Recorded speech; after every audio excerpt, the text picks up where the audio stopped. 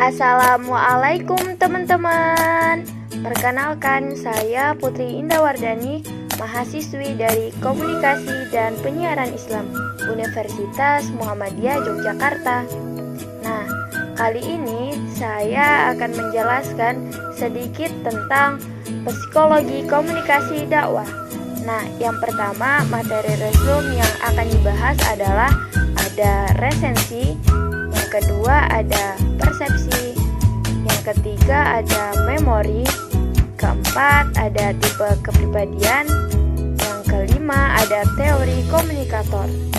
Nah, yang keenam ada monologika, yang ketujuh ada propaganda komunikasi, dan yang terakhir ada komunikasi kelompok. Lanjut. Nah, jadi pembahasan pertama adalah tentang sensasi. Apa sih yang dimaksud dengan sensasi itu?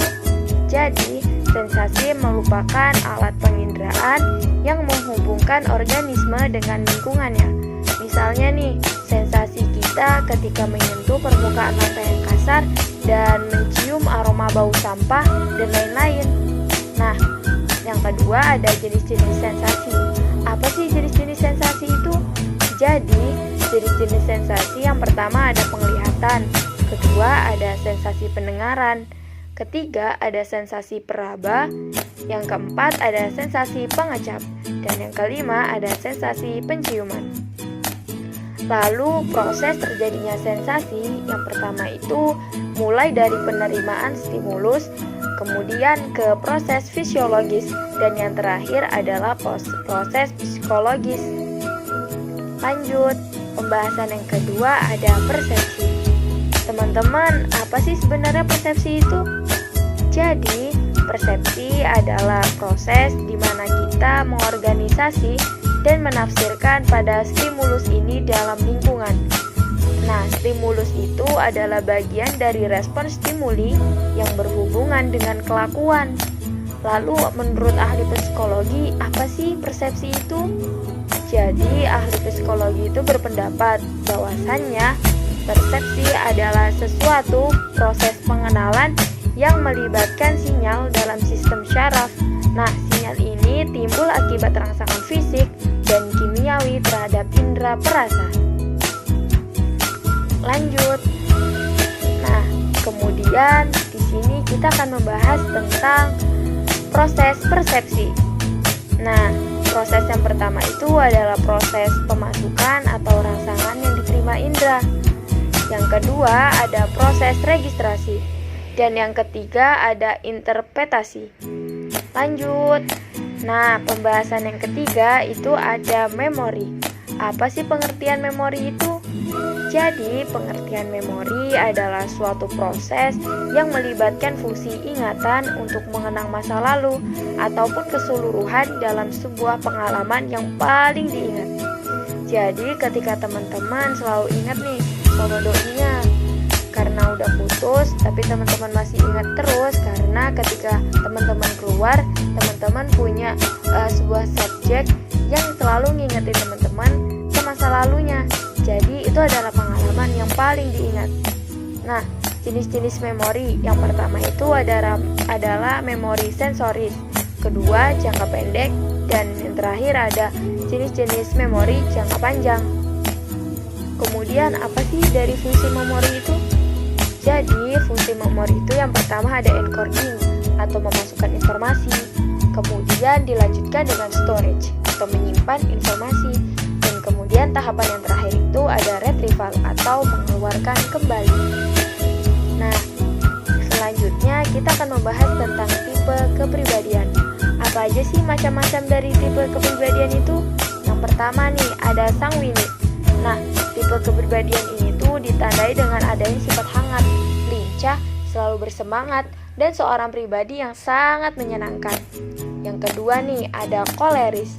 Tipe kepribadian ini itu ditandai dengan sifat hangat, kemudian serba cepat, aktif, pasif, serta mempunyai kemauan keras dan independen. Nah, teman-teman, kepribadian ini itu cenderung dengan sifat yang tegas dan berpendirian teguh. Kemudian ada melankolis. Apa sih yang dimaksud dengan melankolis itu? Jadi, yang dimaksud dengan melankolis adalah sebuah tipe kepribadian yang cenderung dirinya itu suka berkorban, bertipe perfeksionis, dan memiliki tingkat keemosian yang sangat sensitif. Kemudian yang terakhir ada pragmatis. Nah, seseorang yang memiliki kepribadian pragmatis itu adalah orang yang hidupnya tenang dan dia hampir tidak pernah merasa terganggu. Jadi dia hampir orang yang tipe tidak pernah marah. Kemudian tipe ini tuh mudah bergaul dan yang paling menyenangkan. Lanjut. Nah, yang materi kelima ada teori komunikator. Apa sih yang dimaksud dengan teori komunikator? Teori komunikator itu mempelajari tentang bagaimana seseorang bertindak sebagai komunikator yang baik dalam sebuah proses komunikasi. Ada 4 tradisi dalam teori komunikator. Yang pertama ada tradisi sosiopsikologis, yang kedua ada tradisi Sibenerka, yang ketiga ada tradisi sosiokulturan, dan yang keempat itu ada tradisi kritik. Nah, lanjut ya teman-teman, kita akan membahas tentang monologika. Teman-teman semua, apa sih yang dimaksud dengan monologika? Jadi, monologika adalah ilmu yang membahas tentang seni dalam berbicara secara monolog. Nah, dalam monologika, ketika kita berbicara dengan satu orang, 2 orang, ataupun secara berkelompok. Dari contoh monologika sendiri itu, yang pertama ada pidato. Nah, saat berpidato itu sebuah kegiatan ketika kita berbicara di depan umum atau dalam khayalak ramai. Nah, kemudian komunikasi dalam proses berpidato ini bersifat satu arah karena hanya kita yang berbicara itu satu orang dan yang lainnya hanya mendengarkan. Yang kedua, saat berceramah.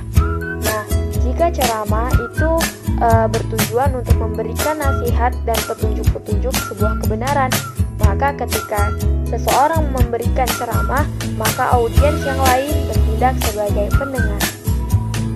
Lanjut ke materi ke-7, yaitu propaganda komunikasi.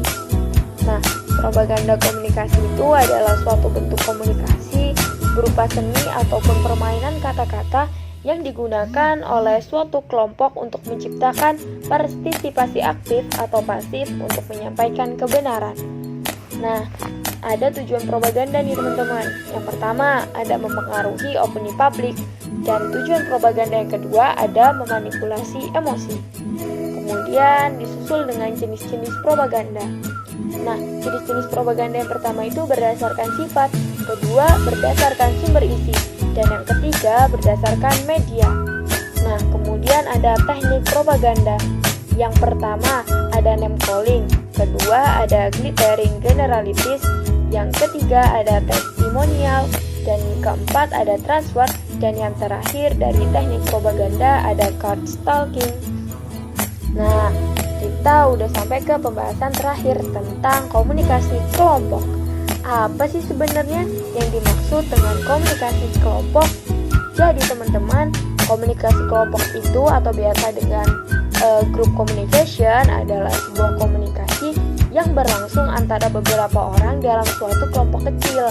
Nah, contohnya nih, seperti dalam sebuah rapat, pertemuan, konferensi, dan lain sebagainya. Jadi, ketika teman-teman ada kumpulan organisasi di kampus, maka itu termasuk ke dalam komunikasi kelompok. Ketika kita ada kumpulan posisi di kampus, maka itu pun juga dimasukkan ke dalam komunikasi kelompok. Semoga bermanfaat. Nah, thank you for watching teman-teman. Wassalamualaikum warahmatullahi wabarakatuh. Semoga bisa memberikan sedikit pengetahuan kepada kita semua. Thank you, bye-bye.